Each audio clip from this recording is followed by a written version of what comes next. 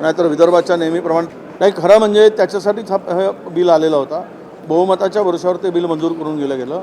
खरं कोर्टात जाण्यासाठी विलंब व्हावा आणि मार्ग काढता यावा. मंत्र्याकडे किती कालावधीसाठी ते प्रकरण राहावं याला मर्यादा नाही.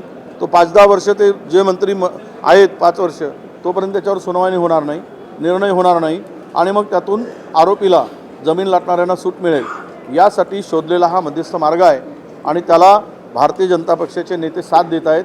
म्हणजे चोर चोर मावसेरा भाऊ, तुम भी खाओ हम भी खाए, हे दोघेही मिळून संगनमतानं काम चाललेलं आहे असं तो मत आहे. मी मांडताना तेच सुद्धा मानलेलं आहे की आपण नहीं खाऊंगा नहीं खाने नहीं दूंगा, पर जो जब दबा के खाता है उसको साथ में रखने के लिए मैं ईमान इतबार हे काम करूंगा, असंच काम या ठिकाणी चाललेलं आहे.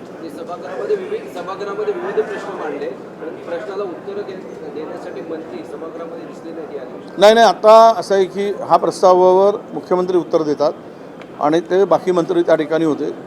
उपमुख्यमंत्री स्वतः बसून होते त्या ठिकाणी. शालार्थ आयडी घोटाळ्यावर काय झालं? हां,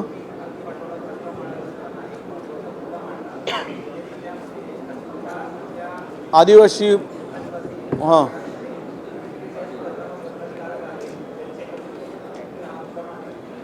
मानला ना तो मुद्दा.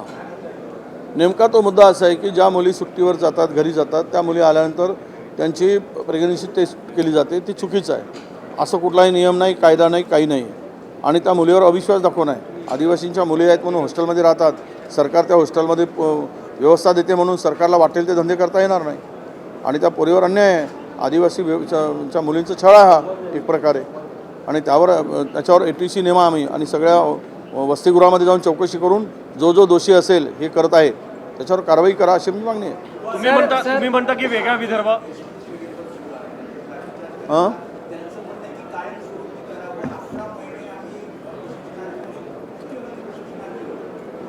नाही. निवडणुकीमध्ये मतं घेण्यासाठी केलेला आणि घेतलेला हा एक पेरलेला जुमला होता.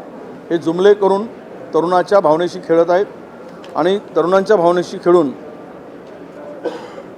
त्या तरुणाला उद्ध्वस्त करण्याचं काम करत आहे. तुम्ही मुख्यमंत्री काय म्हणतो त्याला युवा प्रशिक्षण स्टायपंड दिलात आणि सांगितलं की दरवर्षी आम्ही पोरांना त्या ठिकाणी कामाला लावू. त्याचा वापर करून घेतला निवडणुकीमध्ये. प्रत्येक पोराचा वापर केला निवडणुकीमध्ये, मतं मिळवण्यासाठी वापर केला. त्यांना जुंपला निवडणुकीच्या कामामध्ये. इतकी बेईमानी म्हणजे लोकशाहीमध्ये होऊ शकते पण ते सरकारने केली आणि आज त्यांना वाऱ्यावर सोडला आहे. एक एक युवा या सरकारचा बदला घेईल आणि तो त्यांना धडा शिकवेल आम्हाला विश्वास आहे. आज आमच्याकडे सरकार नाही पण ह्यावर वाऱ्यावर सोडणं हे जे काही पाप केलेलं आहे त्याचं उत्तर त्यांना द्यावं लागेल. तुम्ही वेगळा विदर्भ म्हणता पण उद्धव ठाकरेंनी वेगळ्या विदर्भाला विरोध केला आहे. शालांत आयडी घोटाळा संदर्भात 500-650 शिक्षक उपोषणाला बसले आहेत. नवजात अर्भक घेऊन सुद्धा महिला शिक्षिकासुद्धा तिथे बसलेली आहे. यामध्ये आता SIT नेमली गेली, चौकशी सुरू आहे पण हे प्रकरण सत्ताधाऱ्यांशीच अधिक संबंधित आहे. त्यामुळे याच्यावर प्रामाणिकपणे चौकशी होईल की नाही माहीत नाही. ज्या शाळामध्ये बोगस शिक्षकांची नियुक्ती केली गेली त्यातील 80% शाळा 90% शाळा या सत्ताधाऱ्यांच्या जवळच्या शाळा आहेत. त्या ठिकाणी या पूर्ण बोगस भरती केली गेली आहे आणि म्हणून यांचाच आशीर्वाद होता. हे सगळे बोगस नियुक्त्या करताना बोगस ID निर्माण करून 40-40 लाख रुपये युवकाकडून वसूल केले गेलेत नोकरीच्या नावाखाली. काही ठिकाणी तर 70 लाख रुपये नोकरीसाठी घेतले गेलेत आणि हे सर्व या ठिकाणी आज जवळपास 7,500 आपला तरुण हे यशवंत स्टडीमध्ये आहेत. हे शिक्षक आपले आहेत. 1,34,000 हे युवा प्रशिक्षणार्थी होते. आता जवळपास 7,500 आलेत. लाठी हल्ला झाला, लाठी हल्लाच करू शकतात. हे लाठीचार्ज करू शकतात, हे जीव घेऊ शकतात, मारहाण करून पिटाळून लावू शकतात. आता दुसरा काय राहिला आहे? यांना लोकांना पिटाळून लावणं, आंदोलन जर सनदशीर मार्गाने आंदोलन करत असतील ते आंदोलन चिरडणं ही हुकुमशाही प्रवृत्तीकडे वाटचाल या सरकारची आहे, केंद्र सरकारची आहे, राज्य सरकारची आहे.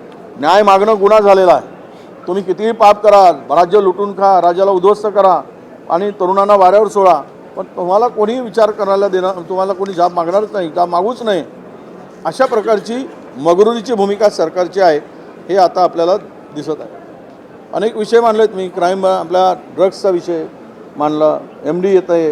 यवतमाळ जिल्ह्यामध्ये कारखाना सापडला. आज सकाळी सातारा जिल्ह्यातील जावळी तालुक्यात सावरी गावामध्ये सापडला आहे. मोठ्या प्रमाणात तिथे पत्रकारांना शिरकाव होऊ दिला नाही. किती ड्रग्स मिळाला, किती कारखान्यातून विकला गेला काय परिस्थिती आहे, हा कोणाचा कारभार होता, हे सगळं कुठेच आलेलं नाही. पण क्राईम ब्रांच मुंबईने मात्र याच्यावर धाड टाकली. पोलीस अधीक्षकांनी काही त्याच्या संदर्भात समाधानकारक उत्तर देऊ शकले नाही आणि हे नक्की कोणाला वाचवण्याचा प्रयत्न होतो आहे हे आम्ही गृहमंत्र्यांच्याकडे मागणी केलेली आहे. कोणी धान खरेदी करत नाहीत कारण त्या धान कापणीच्या वेळेसच मोठ्या प्रमाणात अतिवृष्टी आली, गारपीट झाली, अवकाळी पाऊस आला आणि नुकसान झालं.